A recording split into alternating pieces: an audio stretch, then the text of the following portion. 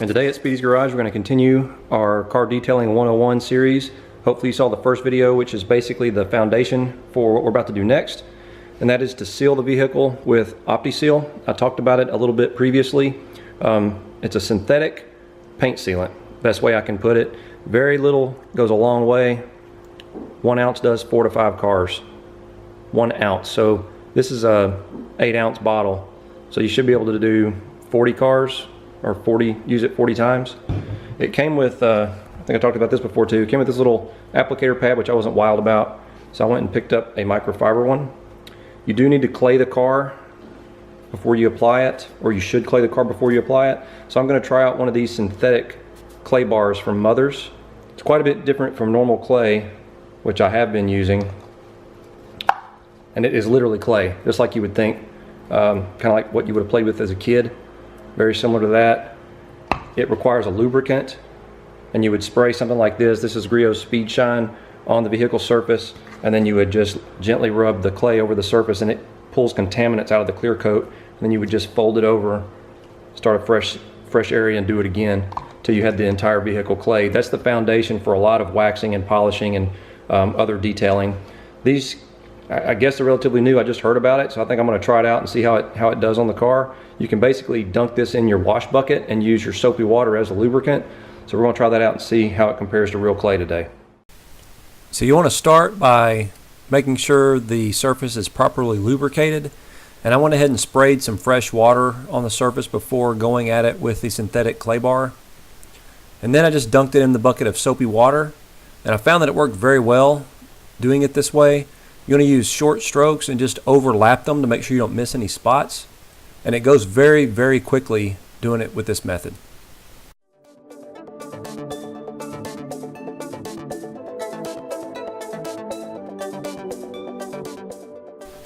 And just continue on in this fashion until you complete the entire vehicle. I did work from the top down, just like you would if you were washing it. And once you've completed the clay step, just rinse the car and then dry it as you normally would. And one test you can do after you've clay barred a car is to take a plastic bag and gently rub the paint. And if you don't feel any bumps or anything, then you know you're good to go. In this case, we are. Now, like I said, a little bit of this stuff goes a really long way. I've got a microfiber towel ready just in case I leave any residue. And what I'm going to do, just get a little bit on the pad.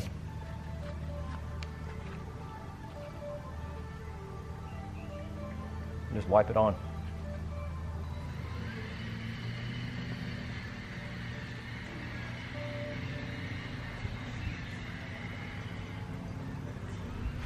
It definitely feels slick, and it definitely disappeared into the paint. So far, so good. And there it is, dried out. Very, very shiny.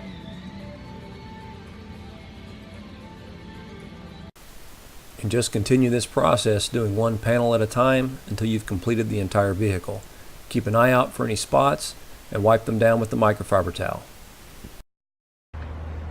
So with it all sealed up, one thing I do notice is it's not as slick feeling as certainly the ceramic coating is on the Hellcat, but it's really not even as slick as like a normal waxed car would feel.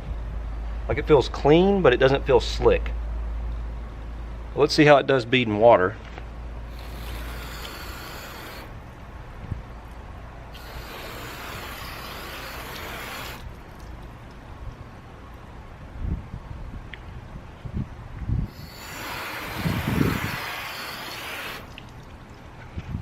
Well, it actually does a pretty good job there. It just sheets right off, so that does show that it is sealed. So that's good. One other thing that's nice about the synthetic clay is if you drop it on the ground, you can just rinse it off, make sure there's no debris on it, and continue to use it. If you ever drop your real clay on the ground and it picks up any debris, you're pretty much going to just throw it in the trash, and the stuff's quite expensive, so that's definitely bonus points for the synthetic. Okay, so some final thoughts. The synthetic clay, I like it. I think it has its place.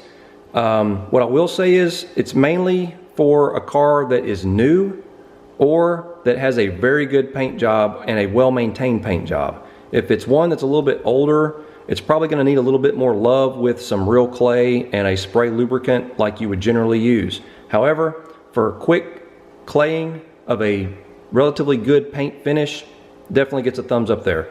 The OptiSeal, so far I'm impressed with it. It was super easy to apply. Probably took me 15 minutes to do the whole car.